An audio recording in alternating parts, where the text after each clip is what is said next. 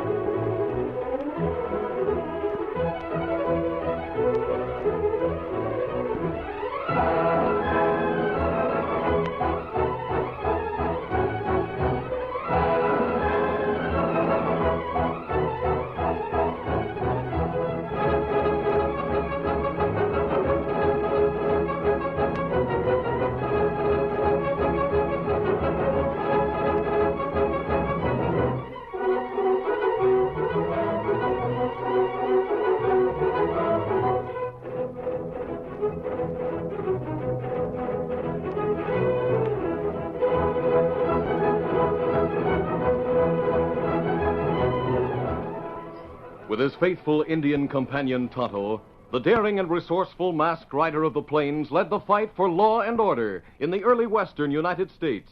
Nowhere in the pages of history can one find a greater champion of justice. Return with us now to those thrilling days of yesteryear.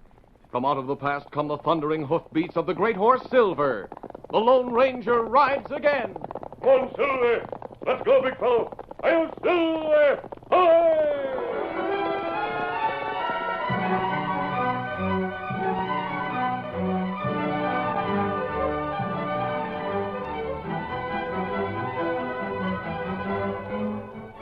Juan Bronco was notorious not only as an elusive and ruthless outlaw, but also for a whimsical nature that on many occasions surprised even the men who followed his leadership.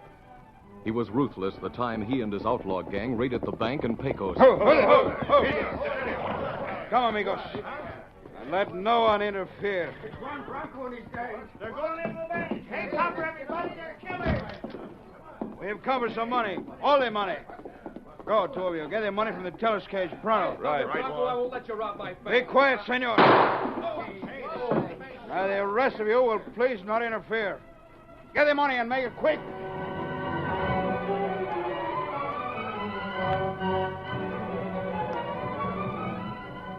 Not long after, the whimsical side of Juan Bronco's nature came to the front when he led a raid on the Nugget Cafe in Stockton. Quiet down, amigos. We have come to relieve you of your gold. It's Bronco. Got his gang with him. Reach everybody. You want to live. Line him up, Ralph. All right, man. Line up there, all of you. Come on. You, Blackie. Get the gold from the till while the others help search these hombres. Sure will, Juan. Look here, Bronco. Maybe the others haven't got the gumption to talk up to you. But I'm old, and I don't give a hoot if you do gun me down. Shoot the old fool, Juan. Wait.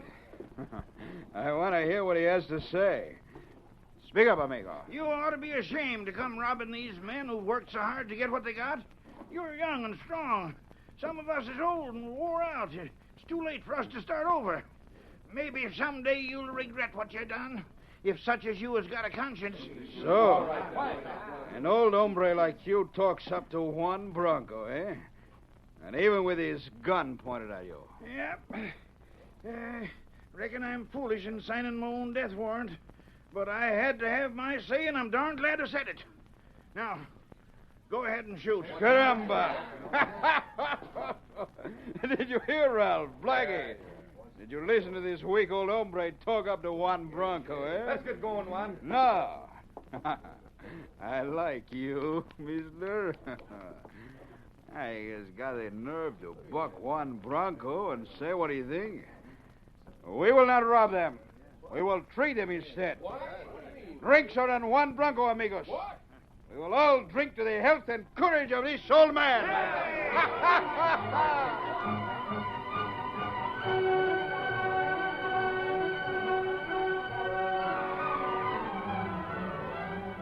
Once more, the unusual nature of Juan Bronco was brought out when he and his gang of outlaws held up a stagecoach outside of Eagle Pass. Holy smoke, outlaws. I better stop. Who there? Who up there? Steady, boys. Who there?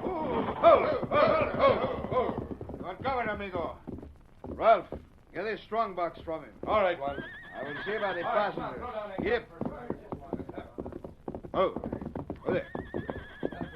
So, only one passenger, a woman. Yes, I'm the only passenger. Give me what gold you have, Fronto. Oh, yes, of course. I have only this $20 gold piece. That's all the money I have in the world. That is too bad. But your loss is my gain, no? You have come far, perhaps? Yes, from St. Louis. I'm going to join my husband. He has a small ranch out here, but it's heavily mortgaged. We're quite poor. There are many who are poor, Senora. Hey, what do you look at? So, you are intrigued by my ring, no? It's fascinating. See, many have told me so. Look, it is a gold serpent holding in its mouth a real ruby. This ring is worth much gold, Senora. It has been in my family for generations. Oh. Juan, we're waiting. I'll be with you pronto, amigo. Here, Senora. Take this ring. It is yours. But the gold piece I will keep. No.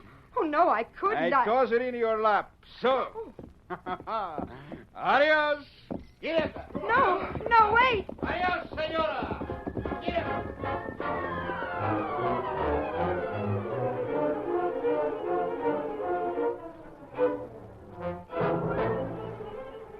It was the following week that the Lone Ranger, with his 14-year-old nephew Dan Reed and his Indian companion Tonto, stopped to make camp in the hills a short distance from Eagle Pass. Oh, Silver. Big fella.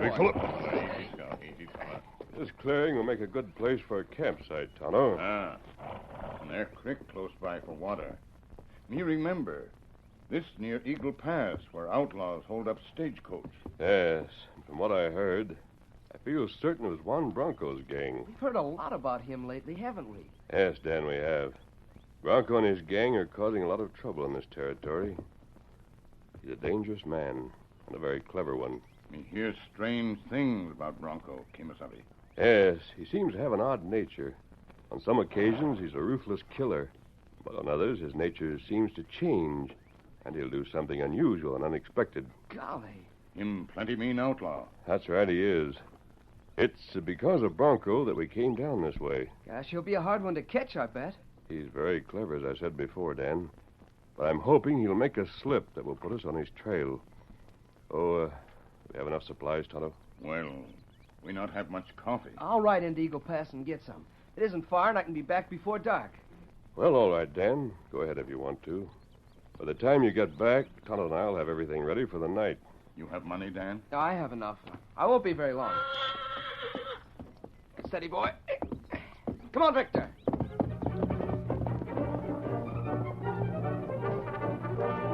It didn't take Dan long to reach the town of Eagle Pass. He had bought and paid for his package of coffee and was about to leave when a man entered and approached the counter. And anything else, son? No, thanks, that's all. Hey, Jed. Got any chewing tobacco? Well, if it isn't Ned Jacobs, how you been? Haven't seen you since you got in with the stage the other day. Here, you got held up. Sure did, doggone it. It was 5,000 in the strong box they took, too. Oh, that's sure hard luck. They say you think it was Juan Bronco and his gang that did it. Yep. I've heard enough about that hombre to know it was him, all right. Wait just a minute. What you waiting for, Sonny? Besides, you want something else? Well, no, sir. I'm leaving right now. Bye. So long. Come in again. Here's your tobacco, Ned. Give me anything else now. Steady, boy. Come on, Victor.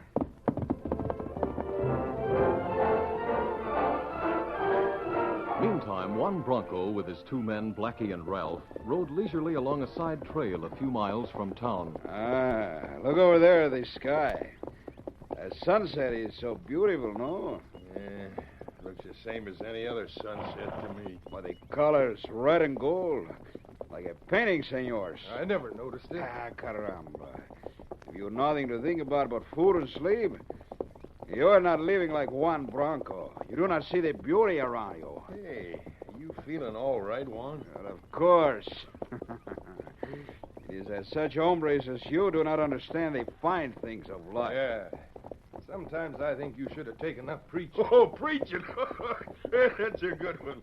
The first hombre that coughed in the meeting house would get a bullet for interrupting the sermon. I do not like that, amigo. Be careful how you joke. All right.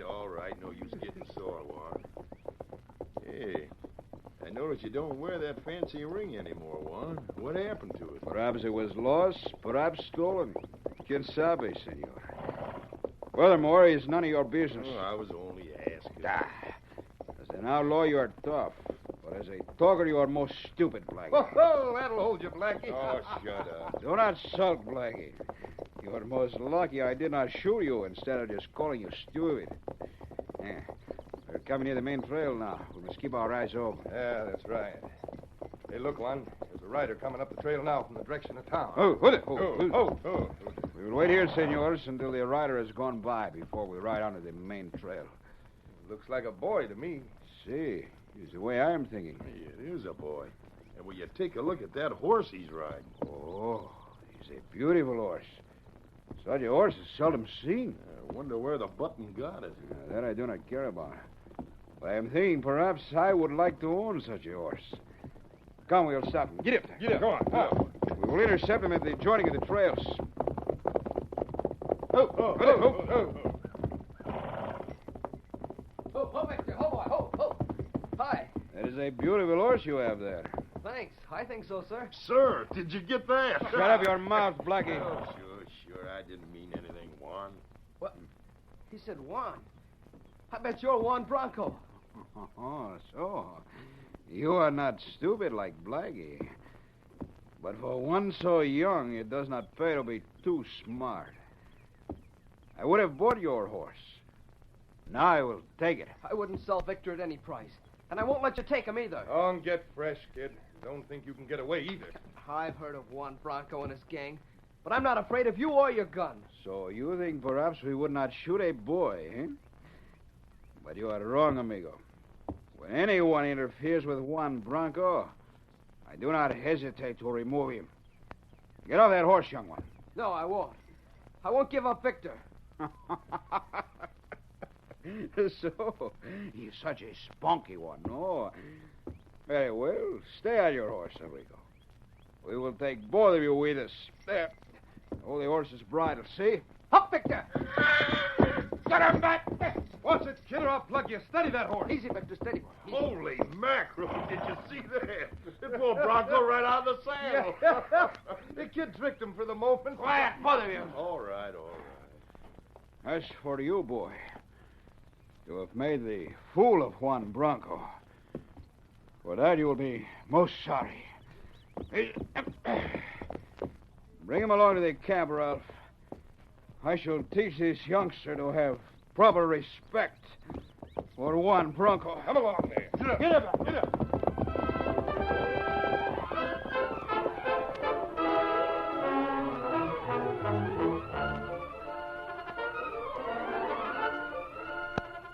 The curtain falls on the first act of our Lone Ranger story. Before the next exciting scenes, please permit us to pause for just a few moments.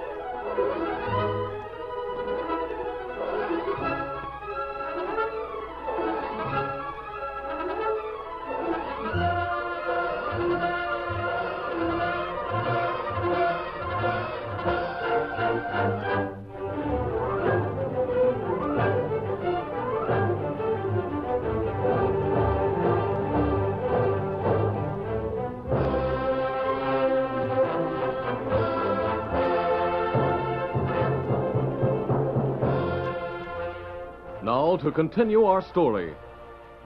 Juan and the two other outlaws forced Dan to go with them to their hidden camp back in the hills. Meantime, at the Carver ranch house, Mary Carver and her husband Hank were discussing their financial situation. Mary, I've reached the end of my rope. We've got to pay the mortgage, and I just can't figure out how we can manage it. Hank, the ring, perhaps we could... Ring? What ring? This one. The one the bandit Bronco gave to me when he held up the stagecoach. He said it was very valuable. Oh, he probably stole it from someone. We couldn't take a chance on selling it. He told me it was a family heirloom, Hank. And somehow I believe him. Well, in that case, Let's maybe... get the buckboard right now and go into town, Hank. Maybe we can sell the ring. Well, all right. Get your hat on while I go hitch up the horse, Mary. Maybe we can save the place after all.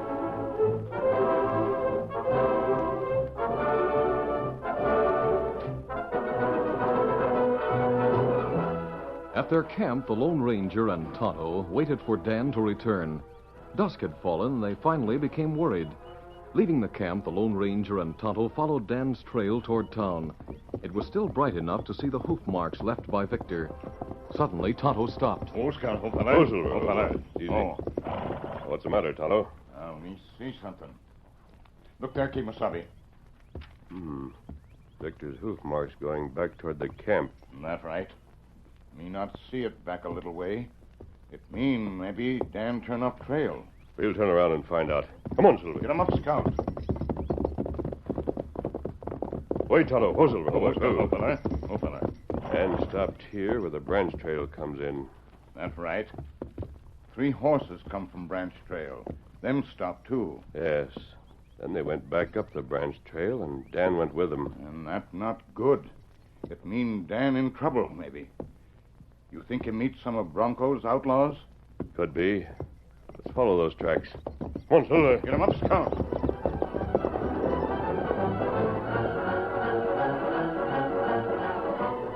Meantime, Mary and Hank Carver rode along the branch trail from their ranch toward the main road in the buckboard. Oh, it'll be wonderful if we can get enough for that ring to make the payment that's due, Hank. Yeah, it's almost too good to hope for, honey. Oh, get him. Here. Look, there are 2 horsemen coming toward us.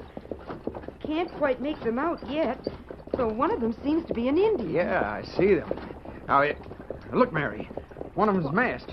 They must be outlaws. Too late to turn around now. I'll have my gun handy. Ho, ho, ho. Easy.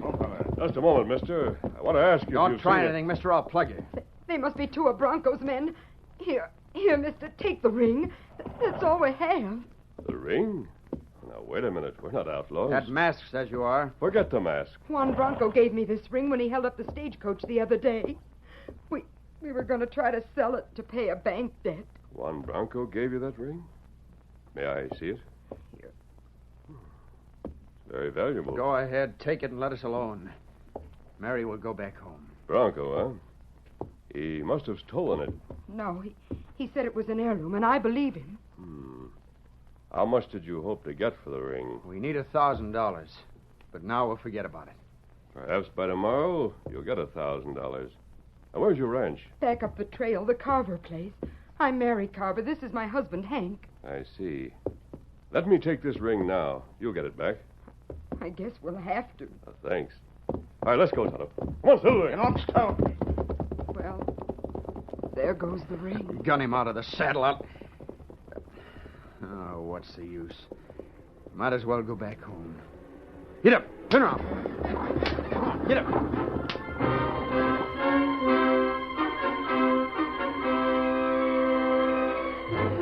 As darkness set in, a bright moon shone overhead.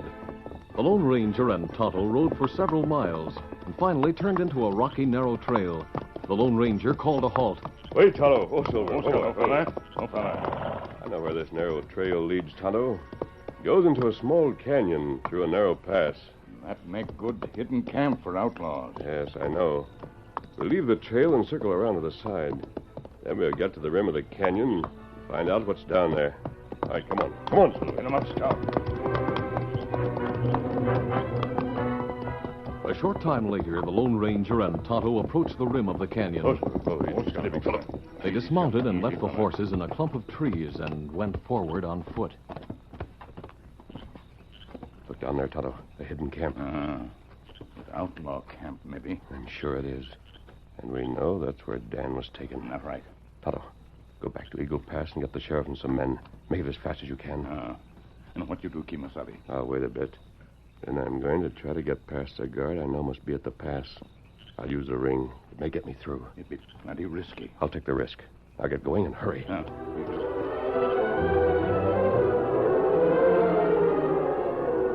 Sometime later, in Juan Bronco's headquarters shack in the canyon, Dan was lying on a bunk in the corner with his hands and feet tied. Juan finished a card game with Ralph and stood up. So, once more I win. Yeah, you always do win, Juan. What are you going to do with that boy? He will not be with us long, Ralph. He knows too much. Juan would have bought his horse, but for his freshness, the boy will give him up for nothing. No? You won't be able to ride him. Nobody can ride Victor unless he knows I want them to. I will break his spirit. Ralph, you will go get that horse. We'll tie him between the two trees out front so he cannot move much. Then I will use the rawhide whip on him until he knows I am the master. No, don't do that. I'll take the whipping, but don't mistreat Victor, please. Perhaps after we have broken his spirit with a whip, we will break yours the same way, my little cucaracha, eh, Ralph? Yeah. It's a good idea. Hey, someone's coming, Juan. Hey, Juan. Somebody here to see you. Caramba, what is this, Blackie? You've let someone through the pass. You going crazy, Blackie? Who is it? Don't get excited. It's a masked hombre, Juan. Says he came to see you. He showed me the ring. Your ring, to prove he was a friend of yours. My ring, huh? Have your gun ready, Ralph? Sure. Now, Blackie, show this good amigo into the cabin. All right. I knew you'd want to see him. Juan says to come on in, mister. Thanks. Here he is, Juan. Hello, Bronco. So, this is the hombre who has my ring. The ring which I give to the lady on the stage. Maybe I came to return it. You must have stolen it from her, senor. Just why did you come here? Maybe I want to join your gang, Bronco. You're the bold one, senor. It's easy to see you're an outlaw since you wear that mask. But I am particular about the ones who join my gang. I'm not so particular. Perhaps not. We shall see. Oh? Who's the boy you have tied up over there? He is one who also was bold, senor. But we were about to show him that boldness doesn't pay here. Really? Ralph, go bring that horse around. We'll use a whip on him, then we will punish the boy. All right, Juan. Guess you and Blackie can handle this hombre if he starts anything. I'm holding my gun pointed at him. He will not start anything. First, senor, I will take my ring back. I like it. I'm going to keep it. Oh, you have courage, senor. Maybe if you prove to be what you say, I will let you keep it. Thanks. Raise your hands for the moment, senor. All right. Well, I keep him covered, Blackie. You go behind him and take his guns. All right, Juan. Good idea to play it safe. I got him. Now, to prove you're tough, senor, one will let you use the rawhide on the horse and on the boy. He looks like he could swing a mean whip, Juan. That remains to be seen. Here's the whip. Blackie, untie the boy's feet and bring him outside. All right. I'll bet the kid'll sure holler. Lay the whip, senor. Here. Thanks. Now, as soon as Ralph brings the horse and gets him securely tied, we'll go out and watch you break his spirit. If you don't, remember, I hold this gun. Yeah, the kid's ready. The Lone Ranger looked over at the bunk where Blackie, with his back turned, leaned over Dan. He glanced at Juan, standing before him, holding the gun. Juan was soon to realize the mistake he made in giving the masked man the rawhide whip. For suddenly, the Lone Ranger's hand moved swiftly. Use the whip now. The whip snaked out and coiled around Juan's gun. Caramba! The gun had barely time to reach the floor when, with a quick lightning movement, the Lone Ranger reached down and grabbed it. Get Blackie, quick, shoot him! No, you won't. Oh, my shoulder! Get that whip! I don't think so, Bronco.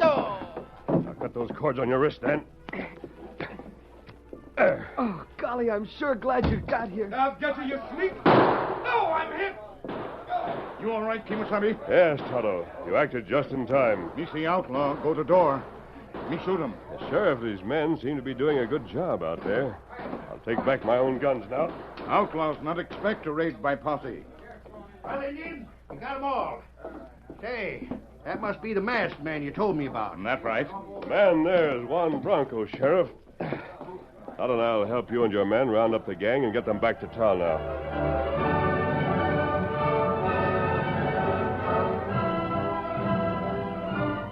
The following morning, Mary Carver and Hank were at breakfast when a knock came at the door.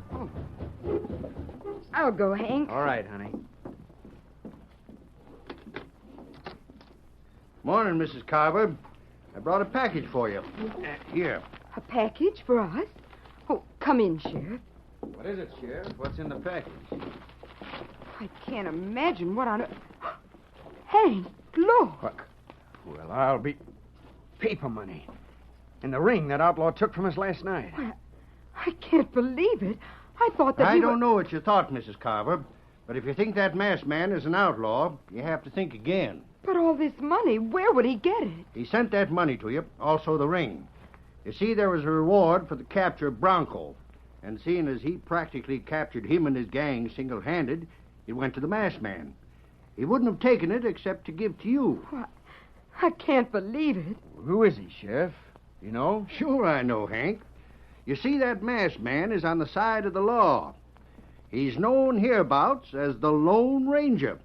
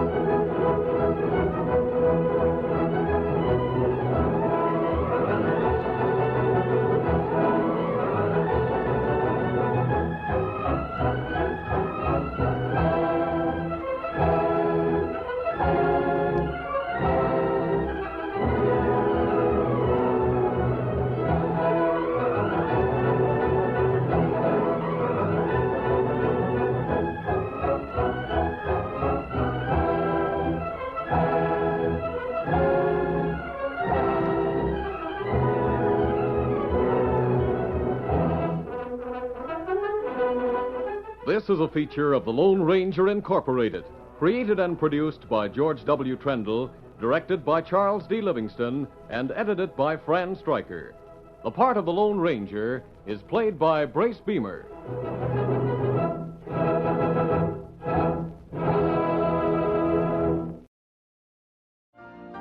You've been listening to the OTR Gold Network.